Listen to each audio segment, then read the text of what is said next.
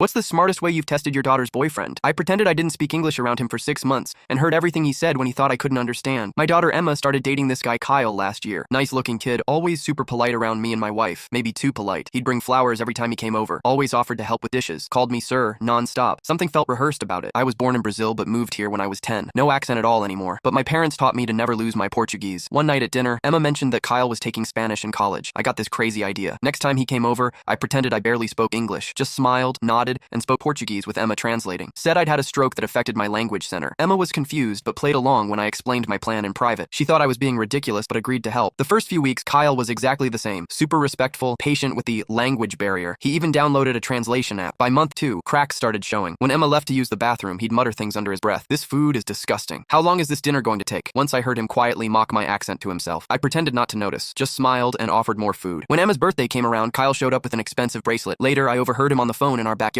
Yeah, I returned the cheap one and got the silver one instead. Her dad's loaded. Gotta look the part. That was interesting. I'm comfortable, but definitely not loaded. We live in a normal 3-bedroom house. I drive a 2016 Subaru. One Saturday, Emma had a shift at the hospital. She's in nursing school. Kyle came by anyway, said he left his charger. I let him in, still doing my broken English act. While I pretended to watch a Portuguese soccer game, he took pictures of our mail, our investment statements, even opened my desk drawer when he thought I wasn't looking. The next week, I accidentally left fake bank statements showing a negative balance and massive debt on the kitchen counter, just to see what would happen. 3 days later, Kyle told Emma he needed space and wasn't sure about their relationship. Said he wanted to find himself before getting serious with anyone. Emma was heartbroken but suspicious. She asked if my test had shown anything. I told her everything I'd heard. We waited to see if Kyle would come back once the fake bank statements disappeared. Sure enough, 2 weeks later, he texted her saying he'd worked through his issues and wanted to try again. Emma invited him over for dinner. He brought the usual flowers, called me sir again. I served his favorite meal, the one he'd called disgusting behind my back. Halfway through dinner, Emma started speaking to me in perfect English. I responded the same way. Kyle froze with his fork halfway to his mouth. You speak English? He stammered, looking at me. I've spoken English for 35 years, I said. Almost as long as I've been able to spot guys who date my daughter for her money. The color drained from his face. Emma placed her phone on the table, playing a recording of him from last week. Once I'm in with her family, her dad can hook me up with one of his doctor friends. Then I'm set for life. He tried denying everything, said I misunderstood, that my English must not be good enough to understand context. Emma held up his phone. He'd left it unlocked when he went to the bathroom. And these texts to your friends about my rich family you plan to use? Am I misunderstanding those too? He grabbed his phone and stormed out, called Emma crazy, called me a sneaky old man. Emma cried that night, but told me the next morning she was grateful. 6 months of hurt is better than years of lies, Dad. Kyle's now dating the daughter of a car dealership owner. Emma's with a guy she met at nursing school. He brings homemade cookies instead of store-bought flowers and talks to me the same way whether Emma's in the room or not.